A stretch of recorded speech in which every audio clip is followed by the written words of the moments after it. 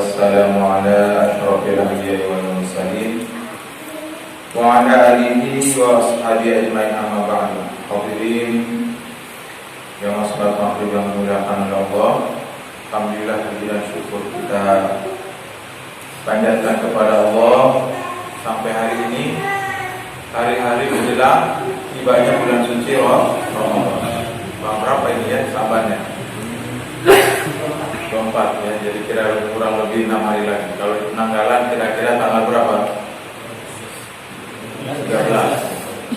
Nah, jamaah sekalian, kembali ke bab yang mengurangi dan membatalkan ketauhidan atau keislaman. Nomor 1, 2, dan 3 yang sudah iddia ilmu ghaib, mengaku-ngaku tahu ilmu ghaib. Kemudian qiraatul kaf, ya, membaca nasib dengan finjan, mangkuk yang berisi air atau wadah, atau dengan kaf fil yad, dengan membaca garis tangan, itu haram. Kemudian yang kedua, al-kahana, perdukunan dan arraf, tukang ramal. Beda tadi itu ya.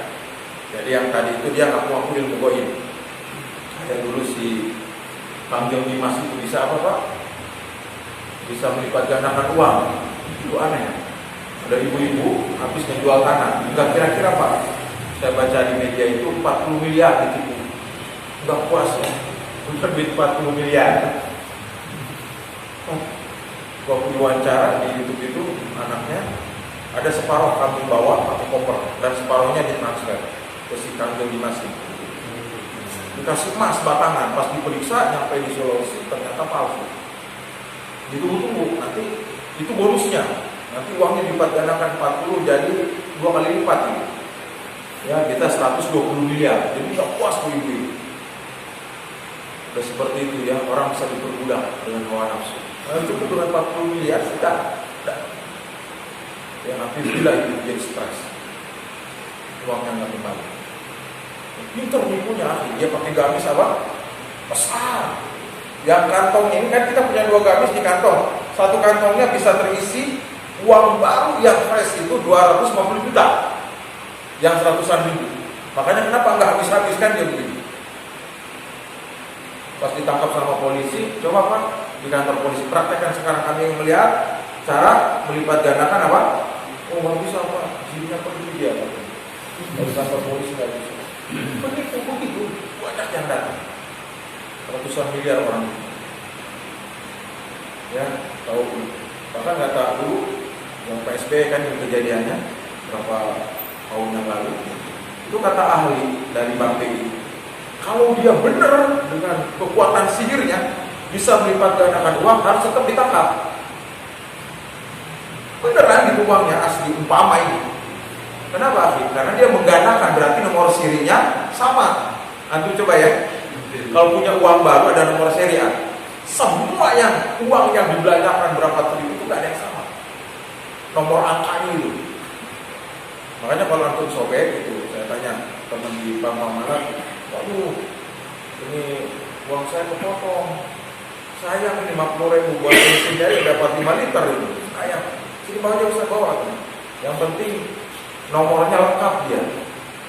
Nanti kita seluruh uang rusak itu kita turunkan ke BI. Oleh BI dicetak dengan uang yang sama, dengan nomor yang sama itu. Jadi kalau dia menggandakan berarti menggandakan nomor seri. Ada. Pas diperiksa nggak ada, nggak ada sama uangnya, nggak ada satu pun itu diperiksa nggak ada. Berarti nipu ini, penipuan besar. Kata tidak nipu, umpama naudzubillah summa naudzubillah, ada dengan kekuatan apa Pak? Sihirnya itu, benar dia bisa dari 50 juta jadi 100 juta. Nggak dilihat nomor serinya. Nah, kalau dia sama, udah, dia berarti melanggar aturan negara. Dan sama pun MD waktu itu melanggar aturan agama, dia ngaku-ngaku bisa sihir. Yang kedua melanggar aturan negara, yaitu menggandakan nomor seri uang. Nauzubillah ya. Begitulah kalau orang jauh dari agama, kata agama jangan dipercaya sedikit pun, dipercaya sudah. Ya, nauzubillah dzalik, kalau tidak segera bertaubat berbahaya. Rugi dunia dan 40 miliar amblas hasil jual tanah. Kemudian di Fawfila ada juga sihir. Nah, ini kenapa dibedakan Ustaz dengan sihir? Karena tidak semua tukang ramal menggunakan sihir, tapi setiap sihir itu mesti meramal. Ya. Sihir ini menggunakan wasilah jin dan setan. Nah, para ulama menetapkan itu sangat berbahaya bagi akidah seseorang. Ya. Dan bahkan bukan hanya si pelaku yang melakukan ramal sihirnya, dukunnya tersebut, orang yang datang dan yang percaya juga sangat berbahaya. Cuma kalau saya sampaikan pada kajian lalu, datangnya saja ingin bertanya 40 malam sholatnya tidak diterima. Ini hati-hati. Ya, jadi pastikan keluarga kita tidak main-main dengan soal perdukun. Kita dan teman-teman sedang menyampaikan, saya kebetulan juga di Pondok Hakim ngajar kitab Tauhid, bukunya Syekh Muhammad bin Abdul Wahab dengan syarahnya Fathul Majid, cucunya Syekh Sulaiman, cucunya beliau. Sedang semangat kita ngajarin anak-anak. Tiba-tiba ada deklarasi perdunu Persatuan Dukun Nusantara. Pimpinan Pondok Pesantren Miftahul Huda di Banyuwangi, Kiai Haji KH, Ketua Dukun Nusantara. Bayangkan ini, Kiai Haji Ketua Dukun Nusantara, Persatuan Dukun. Nanti baca di internet. Perdunu Persatuan Dukun Nusantara. Kaget kita, Masya Allah. Ini dibuat main-main. Apa alasannya kata Pak wartawan? Apa alasannya Pak Kiai? Kalau selama ini kita dukun tersembunyi. Kalau tersembunyi banyak yang nipu. Justru dengan terang-terangan, ya polisi bisa melihat masyarakat bahwa kami memang dukun. Kenapa ditutupi? Ada pengamat itu bagus, tapi dia nggak langsung dengan dukunnya ini. Kan banyak komentar ya, kata pengamat, aneh umat Islam ini. Islam semuanya. Itu kemudian televisi mengundangnya, paranormal ini apalagi kalau sudah tahun pergantian tahun baru. Apa ramalan Mbak? Apa kira-kira 2001 ini, 2021? Terus setiap 2 hari menjelang ini mengerikan Pak. Main-main. Yang menjelaskan Rasulullah, para sahabat apalagi keras. Dan Jundub bin Junada. Siapa? Umar bin Khattab. Ya. Hadus sahir dorbatun bisayf. Itu jelas Umar bin Khattab menetapkan hadus sahir dorbatun bisayf. Itu dan tukang ramal, tukang sihir itu hukumannya satu, dorbatun bisayf. Dipukulnya pakai pedang alias naudzubillah dibul. Enggak main-main. Makanya kita akan terangkan kenapa begitu keras para ulama dalam persoalan tukang ramal, dukun dan sihir ini. Karena itu semua bisa mengakibatkan kesyirikan dan keluar dari ajaran bil kulliyah secara keseluruhan. Ya, sehingga para ulama membagi ikhwafillah. Syirik itu ada 2 macam, ada syirik besar, ada syirik dirincian supaya kita hati-hati. Syirik kecil itu ada 2 macam juga, ada zahir, ada khafi. Ya, syirik besar termasuk tadi tipu, sihir, menyembah selain Allah, tentu. Ya, sepertinya kalau sekarang ada orang Islam sujud di depan berhala, udah nggak dijumpai, karena mengerti dia. Tapi yang semisal dengannya, ya, minta kekuatan kepada selain Allah. Ya, rata-rata itu bahkan perdunu ini. Hari-hari pertama deklarasi, seminggu setelah itu dia mengumumkan besok kita akan ada parade pengobatan gratis dan konsultasi gratis di Alas Purwa. Di Solo di YouTube itu Alas Purwa ini ada pulau-pulau kecil. Ada di sini. Di sini kita akan praktekkan. Coba ngomong begini dia, 5 orang itu kan dilaporkan sama warga Pak polisi itu ada Persatuan Dukun Nusantara, kan nggak boleh dan apa-apa. Polisi datangnya itu bukan karena dukunnya, dia hanya protokol kesehatan. Karena namanya deklarasi takut lebih daripada 30. Itu polisi datang, keluar lagi dari lokasi itu kan ruangan. Enggak melanggar protokol kok katanya. Karena dia cuma 5 orang doang deklarasinya sama ada berapa wartawan. Masalah itu, bukan masalah protokolnya. Untuk itu kan dia mesti dukun dengan terang-terangan. Apa polisi? Memang beralasannya polisi apa nanti penegak? Nggak ada di mana? Kita undang hukum pidana itu KUHP. Nggak termasuk delik pengaduan pidana ini. Orang disihir, orang ini mana buktinya? Itu pernah dirumuskan, Pak. Ya, tukang sihir itu kena hukuman nggak? Cuma membuktikan dia tukang sihir itu dari mana? Ya, apa coba Pak deklarasinya dan sambutan ke masyarakat ya supaya dia laku itu? Nanti 2 hari atau 3 hari setelah deklarasi itu kita akan buka konsultasi gratis dan pengobatan non medis gratis. Coba bayangkan Pak ngomongnya gini, yang tidak punya keturunan, bayangkan, yang susah dapat jodoh, usahanya bangkrut, ya, yang punya hutang numpuk atau yang punya piutang di luar tidak mau bayar, orangnya datang ke kami. Kami akan selesaikan. Alhamdulillah. Dia walaupun tidak mengaku kami Tuhan, mirip apa Pak? Sifatnya. Itulah kata ulama, syirik itu menyamakan tasbihatul khaliq bil makhluk. Ya, atau sifatul mahsus bil khaliq bil makhluk. Menyamakan sifat-sifat khusus bagi Allah kemudian ditempelkan di mana, Pak? Di makhluk yang bisa mengabulkan permohonan, ya, memberikan anak, memberkahkan atau memajukan usaha seseorang, memberikan jodoh hanya Allah semata. Wa idza sa'alaka 'ibadi 'anni fa inni qarib ujibu da'watad da'i idza da'an falyastajibu li wal yu'minu bi la'allahum yashkurun. Idza da'ani asalnya begitu ya. Nunnya pakai yang. Idza da'ani dibuang ya. Kalau kalian berdoa kepadaku, ini qarib. Kalau mereka bertanya. Yang enggak usah jauh-jauh. Ada tahajud, ada salat sunnah, kita mohon kepada Allah. Bagaimana Pak cara tangan kita mengangkat? Ya. Saya juga pernah sebenarnya baca, cuma waktu itu biasa karena lupa. Ada Syekh Muhammad Kulit yang dari Palestina. Akhi tahu antum hikmahnya. Ya saya tahu kalau berdoa itu harus begini. Ini yang ditempelkan. Karena hikmahnya kata ulama, kalau kita membawa air atau apa saja, kalau terpisah jadi sedikit dia. Makanya berdoa memohon itu harus disatuin.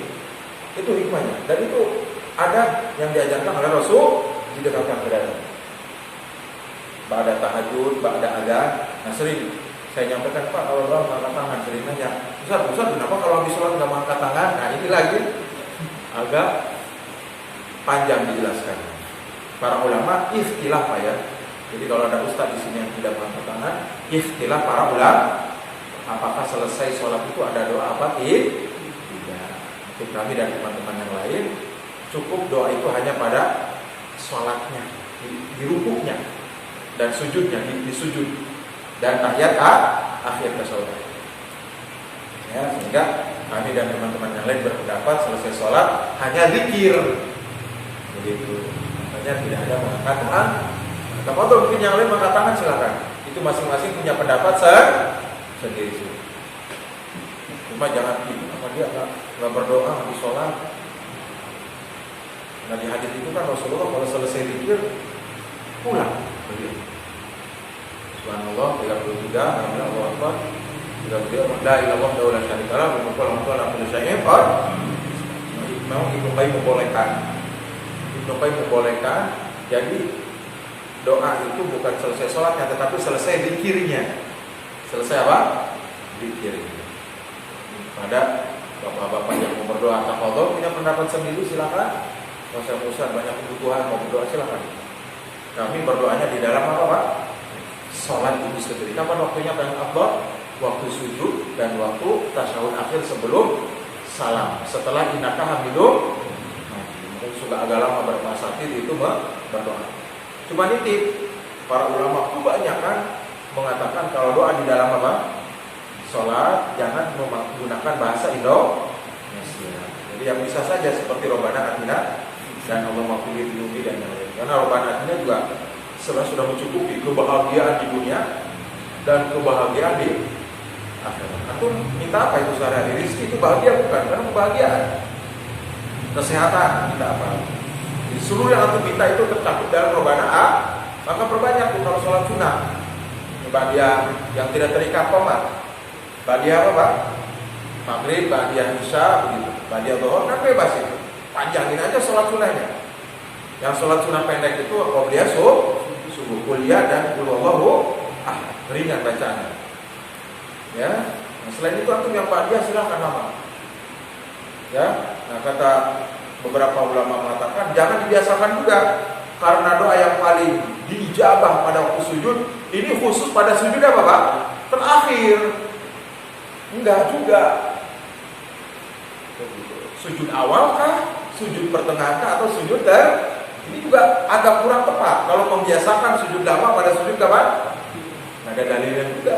Karena dijelaskan waktu yang paling dekat antara Allah dan hamba adalah sujud. Nabi nggak mengatakan sujud terakhir. Jadi Bapak sering lihat ya, beberapa ustaz, beberapa imam tidak mengangkat tangan selesai apa Pak? Sholat. Ya, karena mencukupkan di dalam sholat. Jangan aneh. Jangan dianggap dia mohon maaf kurang sopan kepada Allah, tidak pernah minta. Padahal kita udah minta banyak banget.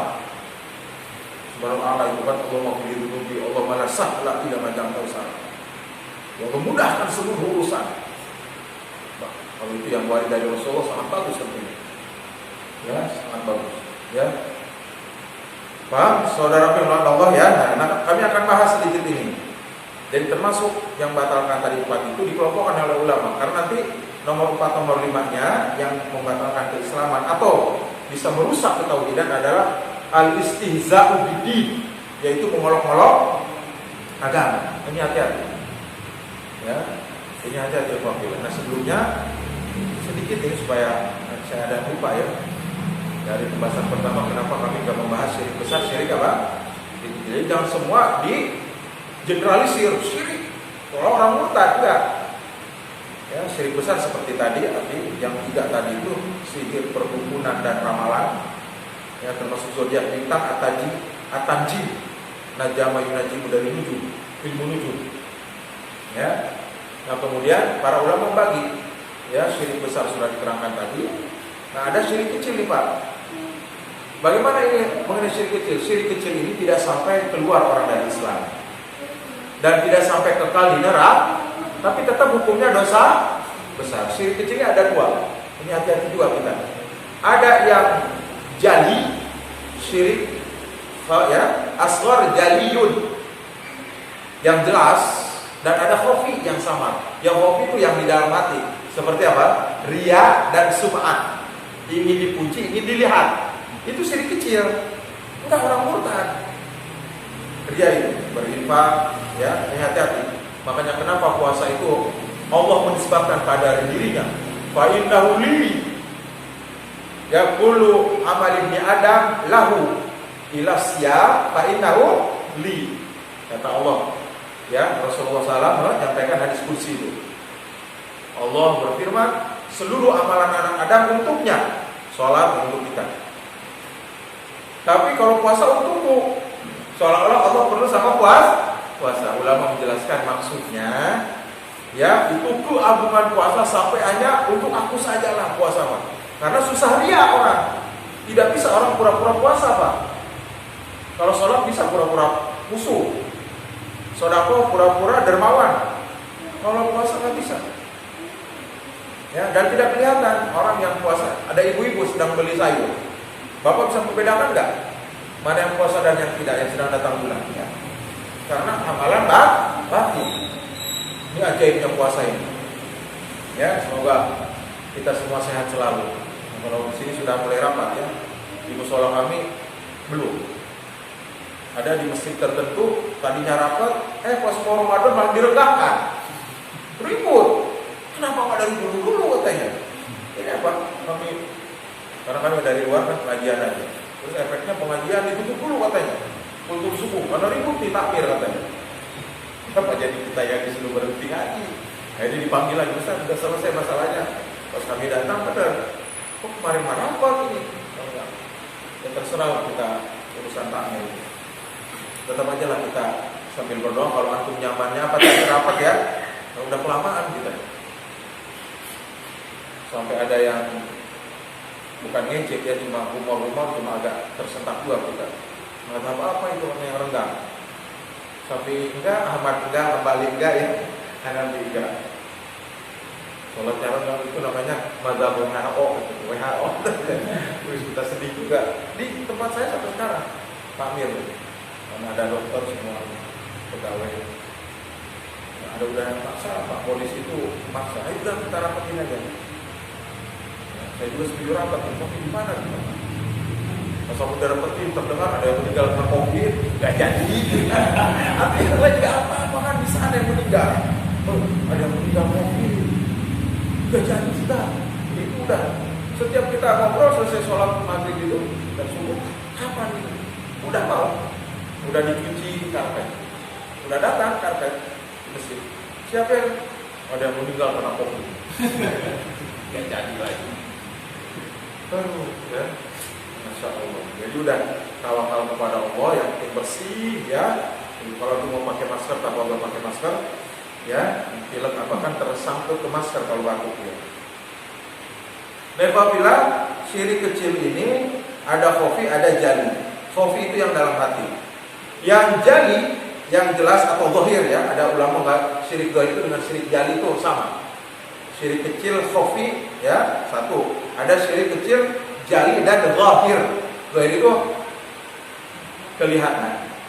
Nah kata ulama yang zahir ini af'al dan aqwal. Kalau khafi kan samar di dalam hati.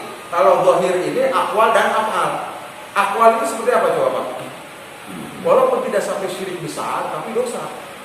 Demi Allah, demi Rasulullah, nggak boleh bersumpah dengan makhluk. Nabi Muhammad itu mulia, tapi tetap beliau adalah apa? Nggak boleh disandingkan dengan Allah. Karena kita bersumpah hanya dengan apa Pak? Banyak yang keceplosan itu, udah biasa diingatkan. Demi Allah, demi Rasulullah. Bahkan yang lebih dahsyat dari itu, demi langit dan bumi, demi penghuni selatan, laut selatan. Demi berani dia sambar petir, beneran sambar petir dia. Ada. Atau karena sumpah atau tidak kan hati-hati itu kan dia nantang. Hidupin handphone sedang bertemu di berungga, juga hajar sama petir. Karena ada komentar itu kan netizen itu. Barangkali dia sering bersumpah, berani disambar petir sama ceweknya. Hati-hati. Ya. Ada yang matang itu Allah bersumpah dengan makhluk, wal asri demi masa, wal fajri demi waktu fajar, wasyamsi wa duhaha demi matahari dan sinarnya yang terang, walaili demi malam. Oh kata ulama kalau bagi Allah itu boleh, bagi kita manusia tidak boleh. Satu sumpah yang tidak pakai demi Allah, 3 lafadznya, wallahi, tallahi dan billah. Selain itu tidak boleh. Maksudnya bersumpah dengan makhluk. Ya, demi kekuatan gunung Rinjani, demi langit dan bumi saya bersumpah. Alhamdulillah, nggak boleh. Yang kedua, laula, kalaulah bukan karena Allah dan kamu. Itu sering kita harus yang kamunya itu jangan pakai waw tapi thumma. Laula Allah thumma anta. Jangan dibarengkan dengan waw, dengan waw. Bahasanya dan kemudian. Cuma sering kita mudah-mudahan tidak termasuk dosa besar ya. Keceplosan udah menjadi bahasa biasa. Jadi Pak, ucapan begini itu tidak boleh kata ulama. Ya, obat ini luar biasa. Kalau nggak pakai Panadol saya nih, pusing saya nggak hilang. Luar biasa kayak Panadol. Soalnya di hati dia bukan menafikan Allah, tapi ucapan itu berbahaya. Apa sih Panadol? Tetap kita berusaha ikhtiar boleh, tapi Allah, makanya jangan pernah lepas dari Allah. Biidznillah, atas izin Allah, alhamdulillah ya Allah, atas izin Allah. Sehat Pak, pusingnya atas izin Allah. Dengan dibekap saya sehat. Tadi beli obat, alhamdulillah dengan izin Allah, saya bisa mesin lagi nih. Begitu, jangan sampai.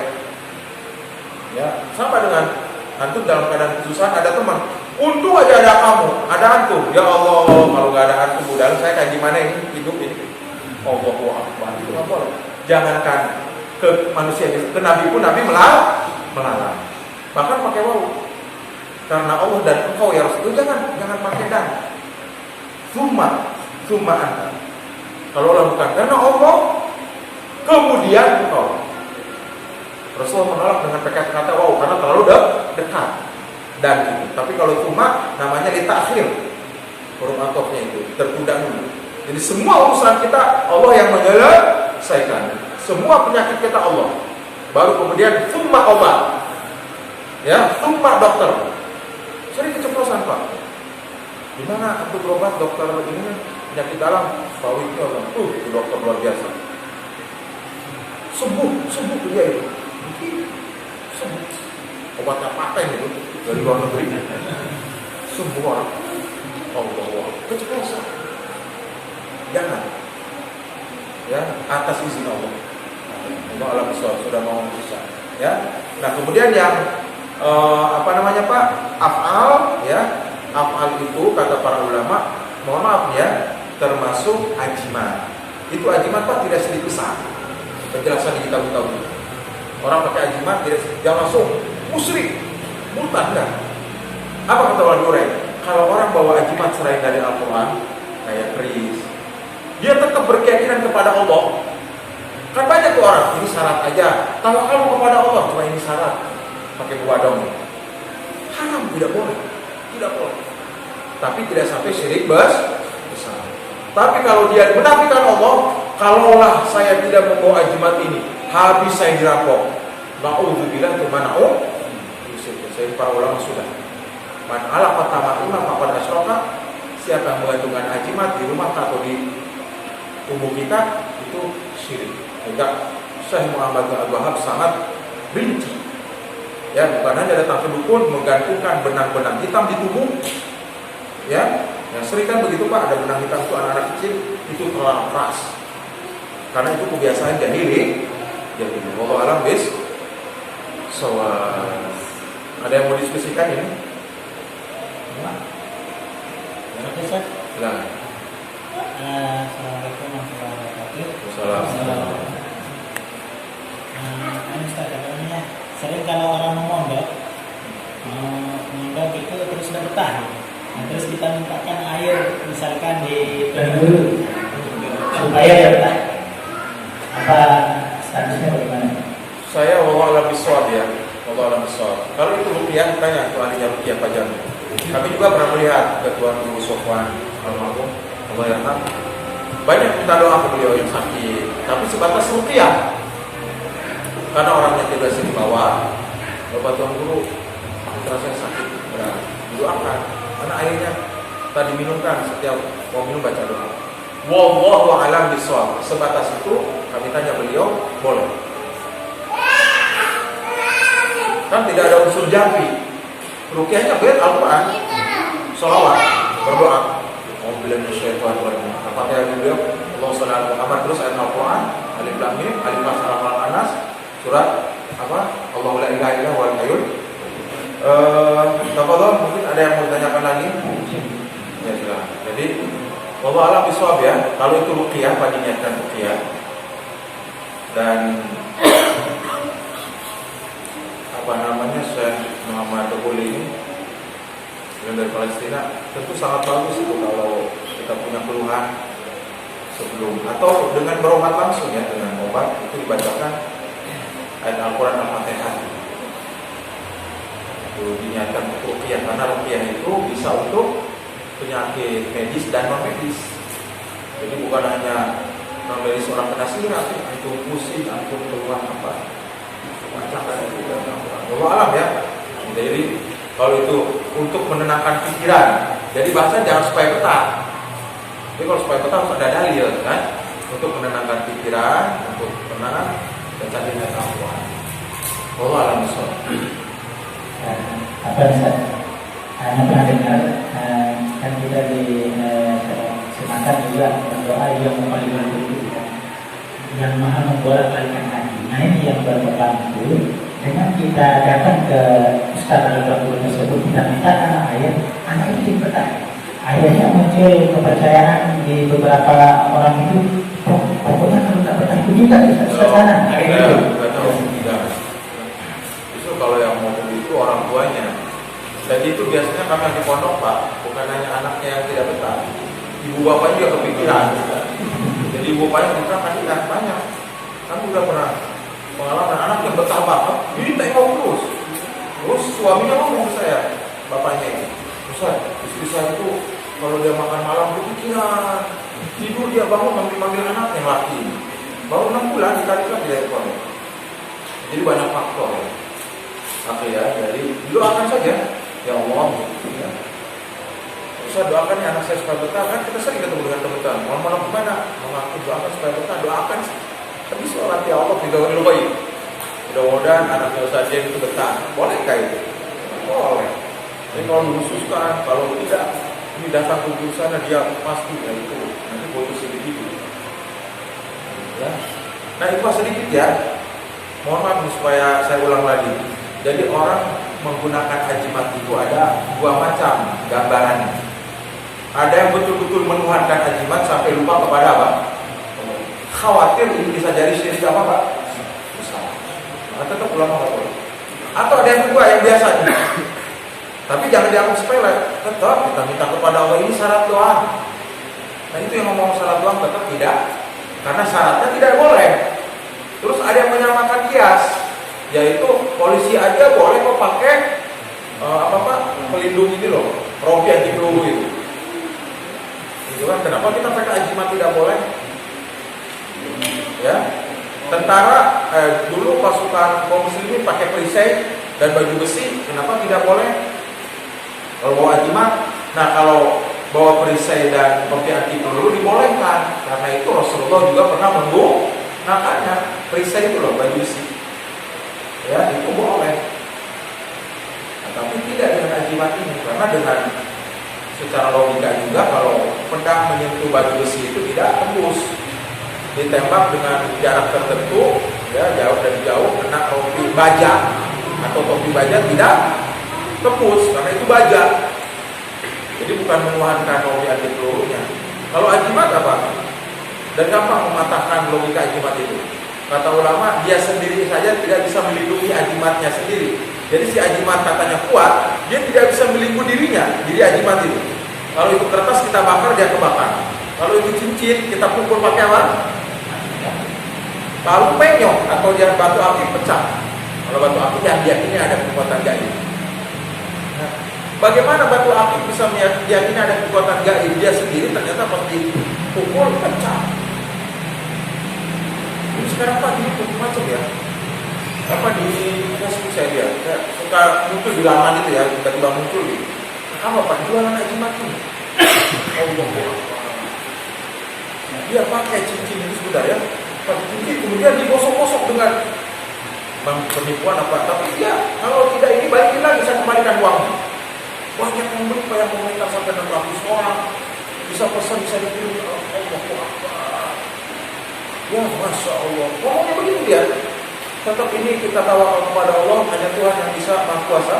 Ini syarat saja, karena ini sudah dibacain ayat Al-Quran dan doa-doa mujarab. Ya, pakai cincin Pak. Ini dia. Coba baca ya. Itu kan banyak dijual yang kalau jual itu gimana ya? Ini saya sedang meneliti juga. Kita dalam berfatwa itu harus tahu surah al-masalah, gambaran masalah itu. Ya, ada sebagian yang bolehkan, ada yang tidak.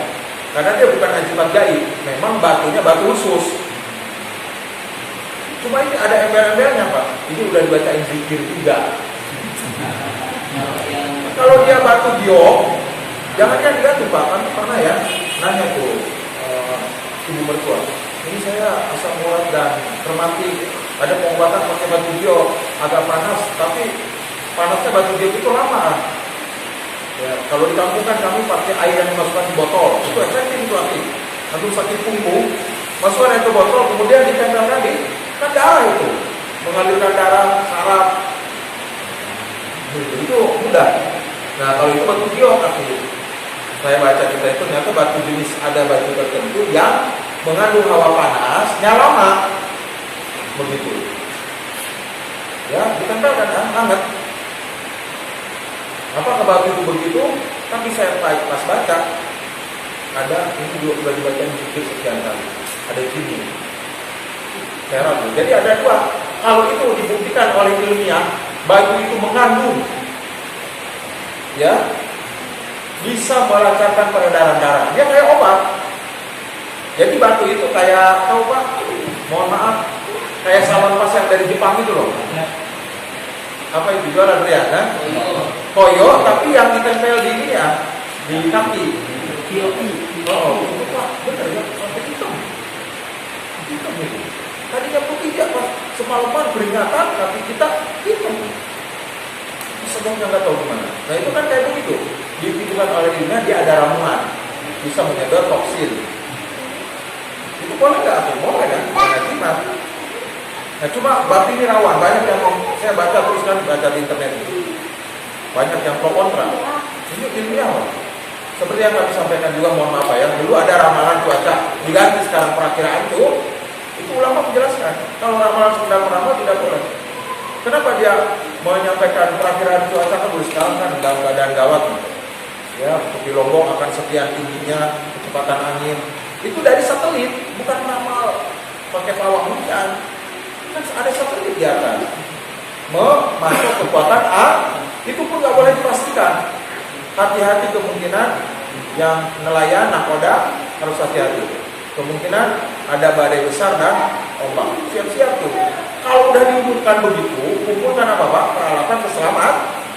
Dipastikan tuh baju apa pelampungnya ini diumumkan tapi nggak ada respon.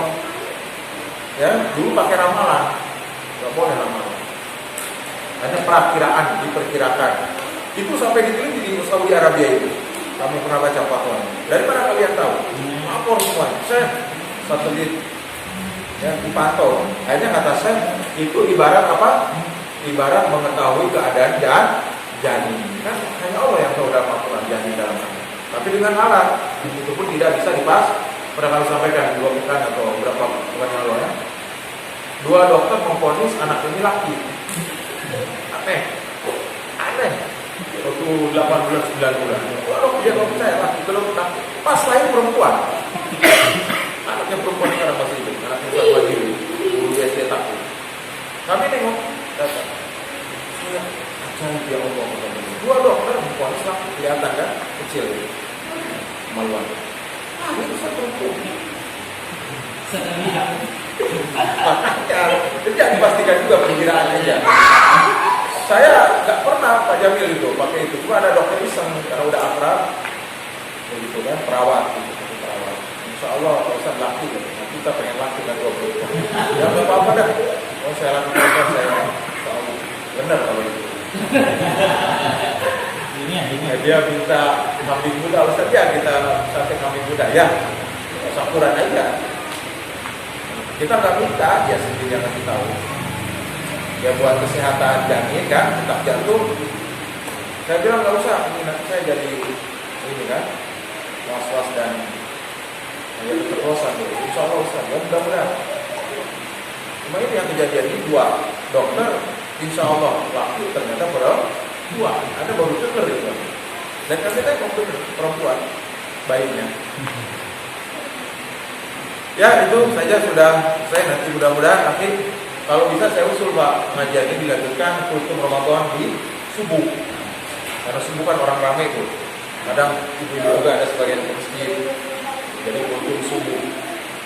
Biasa tauhid atau apalagi yang berkaitan dengan puasa. Pokoknya kultum subuh bebas lah materi. Kemudian kita akan motivasi yang berkaitan dengan puasa. Sunnah hukumnya, pahala sedekah, pahala tilawah Quran, contoh-contohnya itu supaya semangat. Dan semakin kita tahu, semakin apa Pak? Semangat, semakin yakin. Supaya Ramadan dari tahun ke tahun bertambah. Paling tidak jelas, ini ulama katakan ya terakhir saya sering baca Ustaz, saya itu sering baca Quran dengan terjemah. Itu afdal. Dia ada baru Quran itu untuk kita ada. Tapi kalau bulan Ramadan itu sasarannya khatam. Perbanyak mengkhatamkan Al-Qur'an dengan catatan tidak terlalu cepat sampai tajwidnya untuk di sini ada nasib. Jadi Pak Jamil lebih nanti yang menjelaskan. Ada tahqiq Pak, ada qadar. Ada tahqiq innalladzina kafaru sawa'un. Semuanya dibaca sesuai hukum tajwidnya. Yang 6 harokat, yang 2, yang 4, yang 5 mad alif sukun. Baca di fasil terus. Ya, pelan, itu tahqiq. ketika sedang belajar baca sendiri atau mungkin jadi imam.